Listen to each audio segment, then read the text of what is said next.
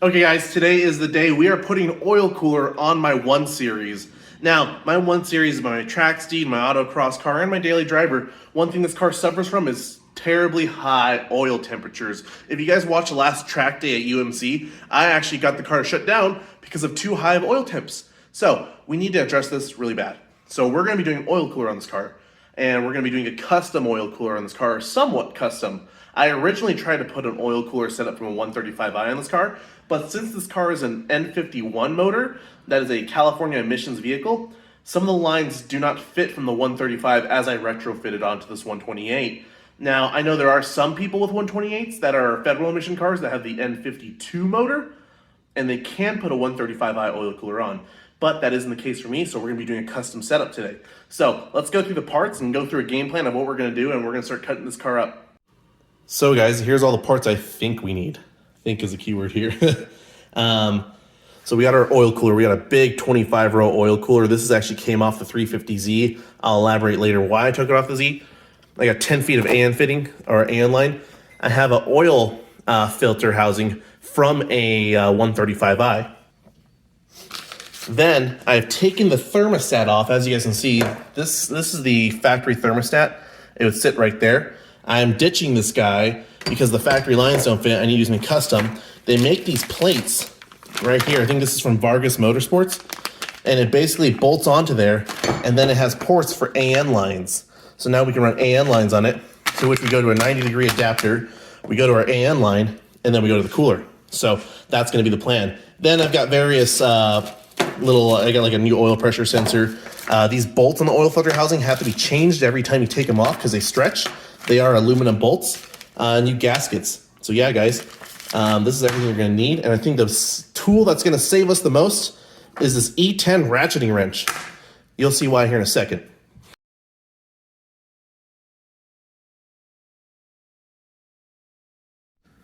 So I already got the front bumper off, and we're not going to go into how to do that. There's plenty of videos online on how to do that. We're going to really focus on putting oil cooler on this car because it kind of is a custom job. There's no documentation on the internet how to do it. I know a few people have done it themselves, but they haven't. One of them won't message me back. He won't answer my questions. So we're just doing this on our own.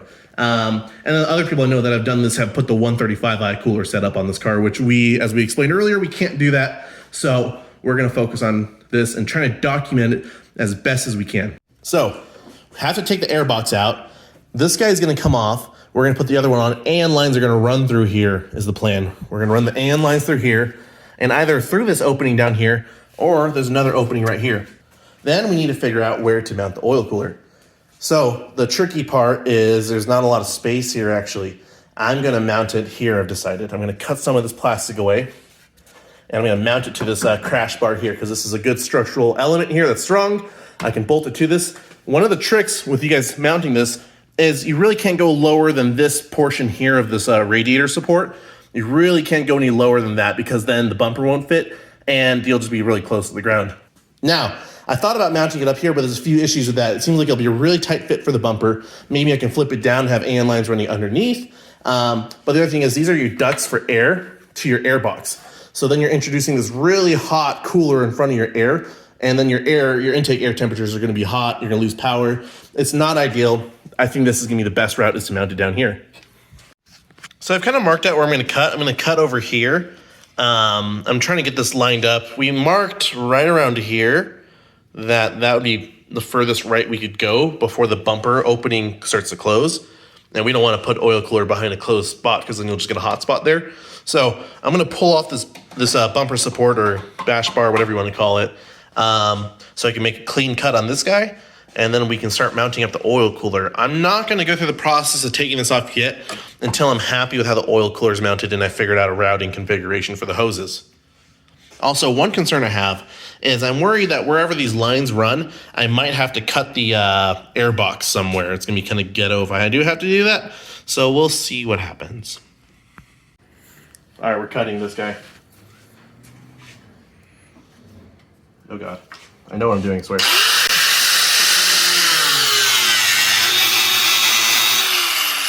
This stuff smells terrible when you cut it, guys. So just a heads up. God, it's so bad. Terrible. Okay guys, so we finished cutting. Oil cooler fits kind of snug. Let me pull this guy out. But that's where we cut there. And then we had to cut the little bridges here, so it's a bigger opening. It's a bit of an ugly cut, so we're gonna cut it a little cleaner here in a second. I just wanna kind of see this is good before I make any more cuts. It is a snug fit. I'm thinking what I'm gonna do is I'm gonna actually drill holes here and then run a longer nut through and then double nut it. So I'll put one nut on this side, one nut on that side. And that'll be our upper support. Now here, the way it sits like that, it actually kind of rests on this bottom bridge a little bit. And I think that's not a bad deal. So I could also cut this bottom bridge and bring it lower, but honestly the fins end about right there anyway. So I think this is gonna work really good. So now guys, what we're gonna do, we just mark some holes here with a punch. We're gonna drill some holes through, and then we can mount this guy up and see how it looks.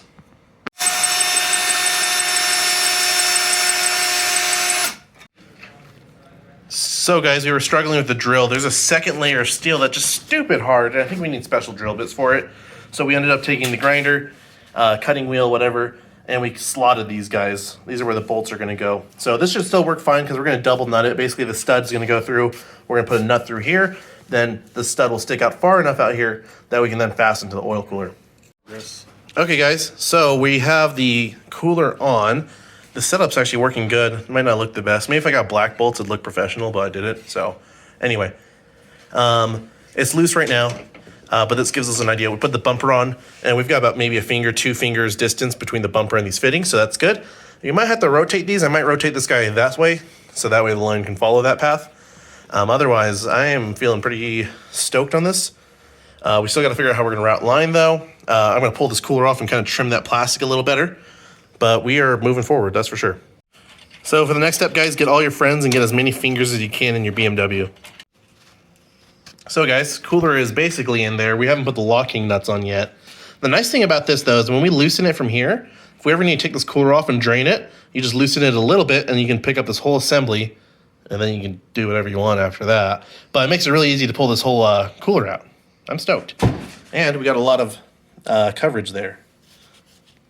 So guys, a nice thing with doing this double nut method is we can adjust where it mounts. So right now we're kind of up against the support.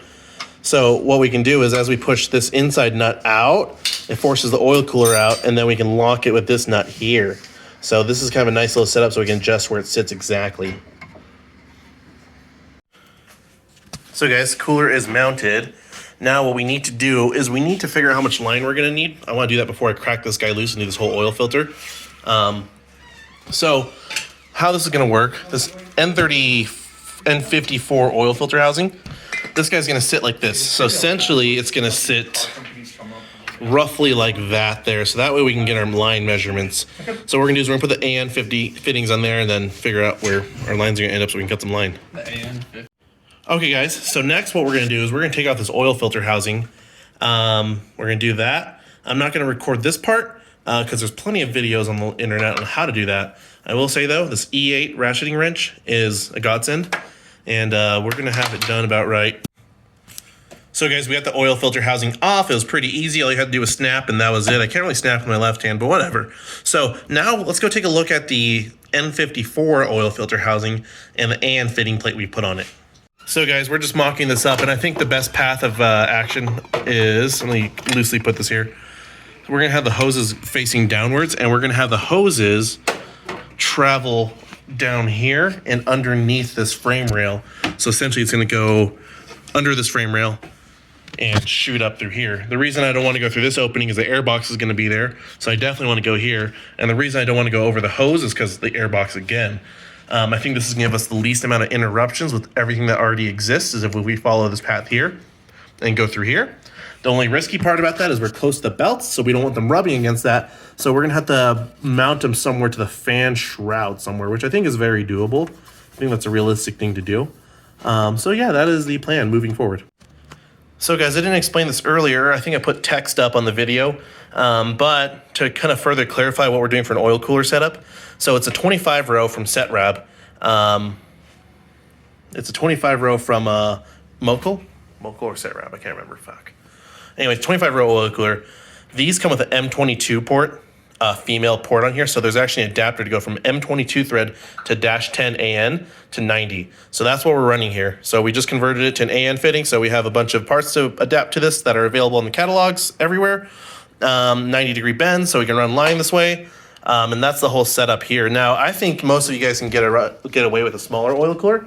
I think this is the biggest you'd want to go on this car, thinking about space. You could mount multiple oil coolers here, but honestly, I think this is sufficient because I think the guys that have ran the 135i oil coolers, it's a lot smaller, and that seems to be just good enough. So this should be plenty overkill, not overkill enough that our coolant doesn't get hot, but I think this is just going to be a good setup.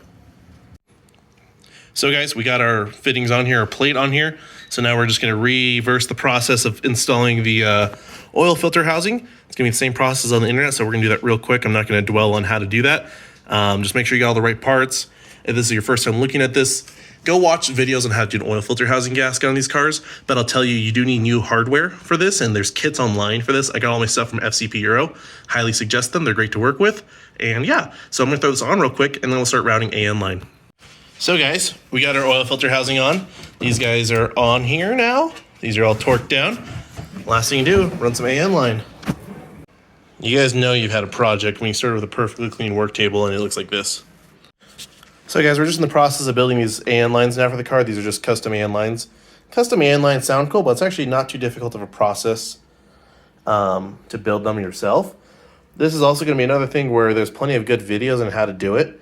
So I just suggest looking those up. I'm going to supply some videos in the description of what I use that helped me understand some of the process that doesn't necessarily involve this oil cooler. But like I said before, I just really want to focus this video on what you need to do to get an oil cooler on your N51, N52 powered car.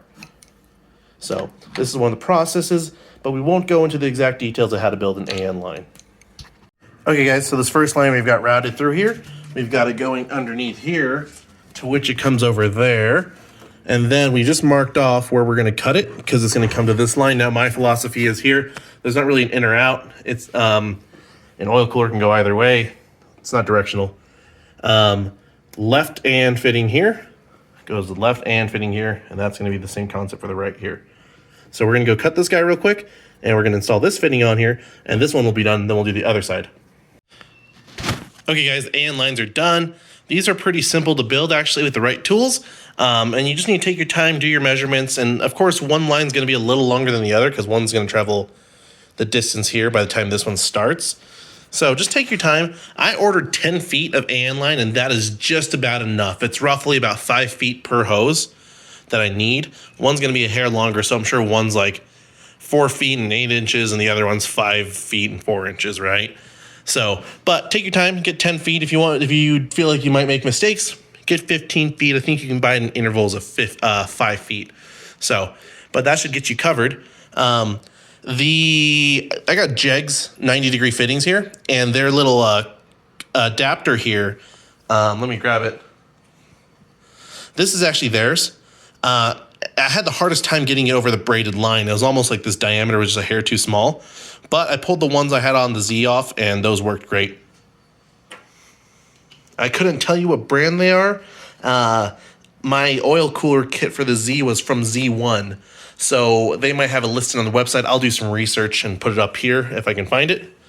And yeah, so next we're just going to install the lines, run them through, get them all tightened up. And I think we're going to start the car, actually, and see if we have any leaks. So guys, we got the lines routed, we got them tightened up. We're just doing some zip tying now, so that's one thing you're going to want to do is zip tie the lines.